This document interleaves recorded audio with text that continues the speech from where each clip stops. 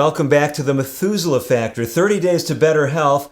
I'm Dr. David DeRose. Today is day 22 in our 30-day journey, and I'm encouraging you to eat fast. Now, there is a comma between eat and fast, so today's challenge is not to see how rapidly you can down your calories, but to combine some form of caloric restriction, commonly known as fasting, with the remainder of your program.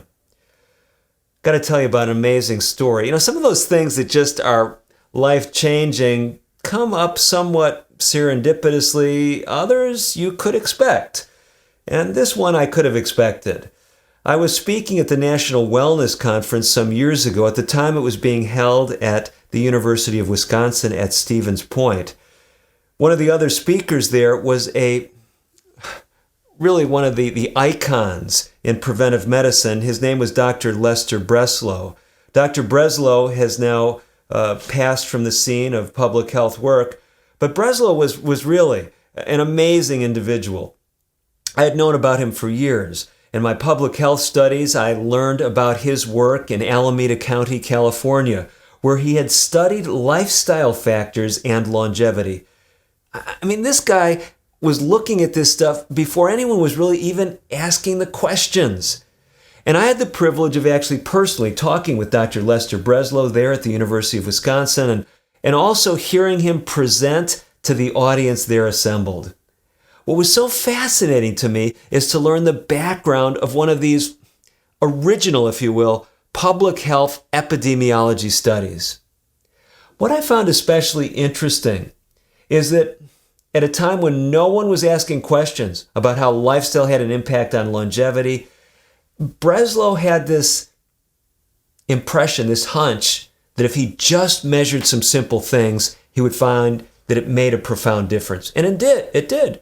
Now, you'd be likely to yawn if I told you some of the things he connected with longevity, like not smoking and exercising regularly, being around your ideal weight. You say, well, we all know these things.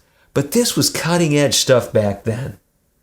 But one of the things that Breslow found that was being hotly contested, at least at the time of our meeting, was Breslow found that those who didn't eat between meals tended to live significantly longer.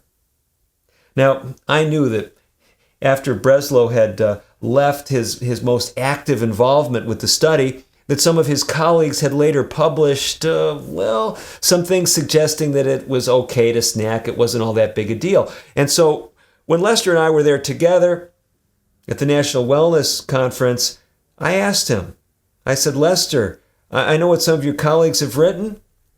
What do you think? Is not eating between meals important?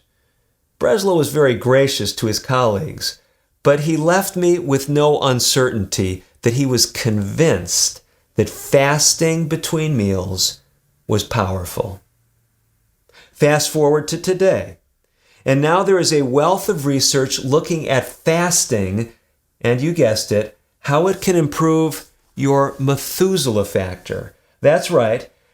If you restrict calories, and by fasting, most of the research will say we've got to talk in terms of at least 12 hours to qualify, you are actually doing something powerful for improving your blood fluidity.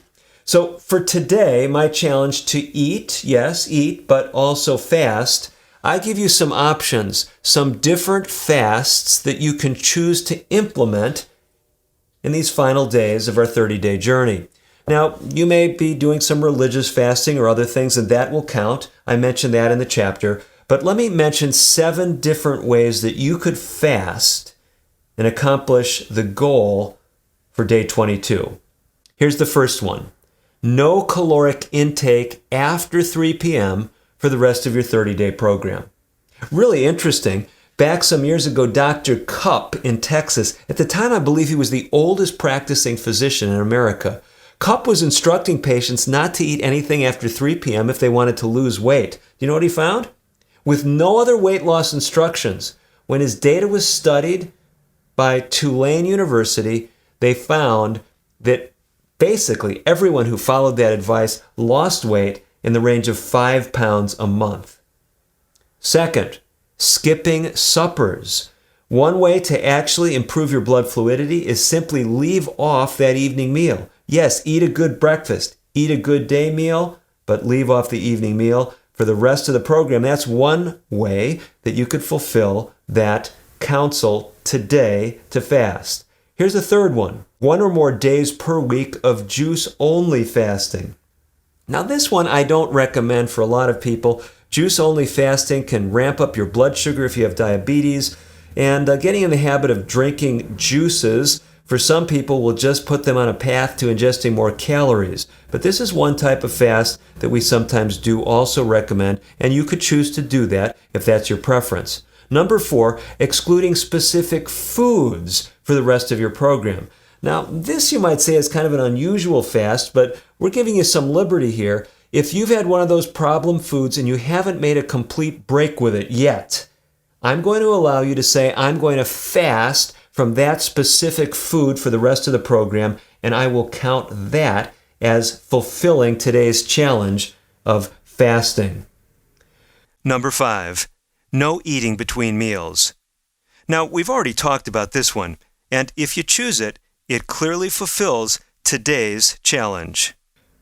Sixth option that I give you is 1 or more days per week where you fast totally. That means no caloric intake, or you severely reduce your caloric intake to somewhere around 500 calories or less. Now, I put a warning in the book, and I want to emphasize it here. If you take medications or have other health issues, I do not recommend total fasting, okay?